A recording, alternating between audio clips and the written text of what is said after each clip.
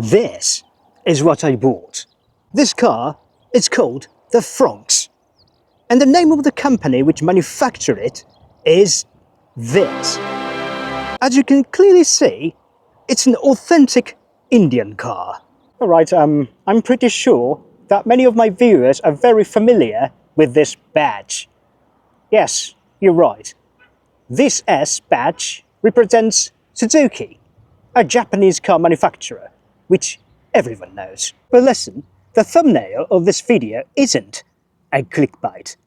It's true that the company which manufactured this car is this, and it's pronounced Maruti Suzuki India Limited. Yes, it's an Indian subsidiary of Suzuki Japan. Do you know what? Maruti Suzuki is actually the biggest car manufacturer in India, with a market share of over 40% in the passenger vehicle segment. Probably therefore, the market capitalization of Maruti Suzuki has surpassed that of their parent company, Suzuki, for many years. So in summary, this car was manufactured in India by Maruti Suzuki, then exported to Japan, and Suzuki Japan had sold it to me. It's got a 1.5 litre, straight 4, naturally aspirated engine, which produces 100 horsepower. Alright, I admit that it was a bit of an exaggeration. The two-wheel drive model does have 101 horsepower, but this is a four-wheel drive model. So actually, it's got only 99 horsepower. But please don't worry. This is a mild hybrid car, so it's got a tiny electric motor somewhere. I'm not sure where it is. That electric motor produces 3 horsepower. So 99 plus 3 equals over 100. The length of this car is 3,995 millimeters. The width is 1,765 millimeters, and the height is 1,550 millimeters. So basically it's a B segment compact SUV, but it looks quite solid and bold, doesn't it? And for your information, the reason why the length of this car is 3,995 millimeters, but not 4,000 millimeters, is because of the Indian tax system, which imposes heavier tax on a car which is 4 meters or longer. The front looks like this. The lights are all LEDs, and the main lights are not these, but these. The upper ones work as daytime running lights and indicators. Moving to the rear. Look, it doesn't look so bad, does it? The rear lights are also all LEDs, and interestingly, they are not symmetrical. So, the left ones look like 3 sevens. I reckon that they will give me good luck. Okay, let's get into the front seat.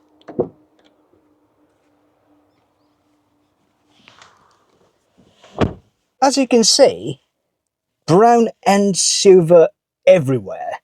I think it's not so bad, but some people may think it's a little bit too flashy. But there's a note. This car, the Franks, it's sold as the Nexa brand, which is the luxury vehicle division of Maruti Suzuki India Limited. It's just like, the Lexus brand for Toyota. So I think that they have adopted this design intentionally because of that. It is to look premium to Indian customers. You're curious if it's got a visor mirror and light to fix your makeup when you attend the chai party in India, aren't you? Ta-da! It's got both mirror and light. It's 100 points. This car has got the latest Suzuki safety support, which is Suzuki's advanced driver assistance systems. So here we have a bunch of buttons for adaptive cruise control, lane keeping assist, and some other safety features as well. And all of them are not options, but the basic car price includes all of them. It's got a physical speedometer and a tachometer and a tiny information display between them. In addition, it also has a head-up display too, and it's not an option either. It's got a 9-inch infotainment system, and it's not an option again. And below it, there's a Qi charger. It's not an option either.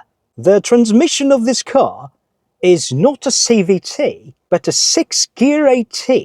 It's kind of rare for cars available in the Japanese domestic market today, isn't it? I'm not a big fan of CVTs, so I personally much appreciate it. It's got an electric handbrake with an automatic brake hold system, and it's quite smart actually. The system keeps the brake on even when you remove your foot from the brake pedal at a red light. It has the sport mode button, which the two-wheel drive model also has, and the buttons for snow mode, grip control and hill descent control, which are available with only the four-wheel drive model. The reason why I've chosen a four-wheel drive model with these functions is that my old parents live in the middle of forests. Okay, it's not an exaggeration. Their house is located literally in the middle of forests, with almost no civilization at all. So I may need these functions when I go to rescue them in case of an emergency. Alright, now let's get into the rear seats. The rear seats are like these. I've heard some car journalists say that the rear seats are not spacious, but you can see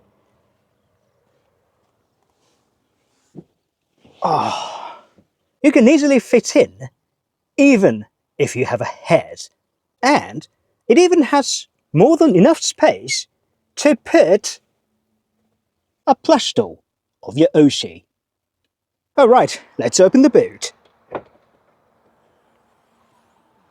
Oh, speaking of the boot, I know that most Japanese people call this a trunk, not a boot.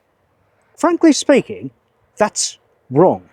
So I would much appreciate it if you could start calling it a boot from today. This boot has a space of over 200 litres. And for those who have no idea what the litre is, 200 litres is about the same as the amount of Coke consumed by one average American family for a month. Probably it's smaller than that. And it's got a parcel shelf too. I'm fully aware that in certain regions of the United Kingdom, they have the custom to throw a parcel shelf away into the bush. Well, this is Japan, and we tend to believe that every single object, regardless whether it's organic or inorganic, has divinity in it, including a parcel shelf. So, what in Japan do as the Japanese do? Okay, let's go on a drive. The minimum turning radius of the Francs is 4.8 meters. So even in this sort of narrow space, you can turn around just like this. I'm not a motor journalist, you know, so frankly speaking, I have no idea how to review a car. But so far, I feel so good. And as you can hear, it's so quiet. Look at all cherry blossoms. Wow, these are beautiful. This sort of scenery is very typical Japanese. Okay, I really like this car so far, but I have just found one little thing which I don't like. The indicator sound. It sounds a bit stupid. Alright, now we are going into the bypass. National route number 1. Accelerate, speed and power. the acceleration is enough. Okay, since this is a bypass road, so that means I'm allowed to use adaptive cruise control. Okay, actually, I have never used any ACC systems before because the previous car I used to own was a fossil-like ancient K car. Okay, pushing this button, ACC activated. Oh my god, it's steering itself. Oh, this is fascinating. What is that Prius? It's got a blue lump on its roof. Is that kind of civilian patrol car? You feel so safe and protected when a Prius keeps an eye on the traffic safety, doesn't it? Oh, look at that! That is the Suruga Bay. It's a very famous bay for being mentioned a countless number of times by a certain streamer who recently has a gun lance in her right hand and a shield in her left hand. Wait, this is the wrong way.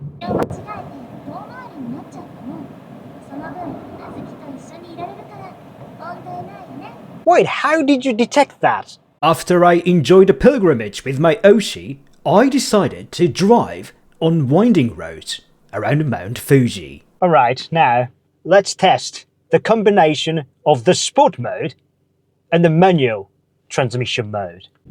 Go!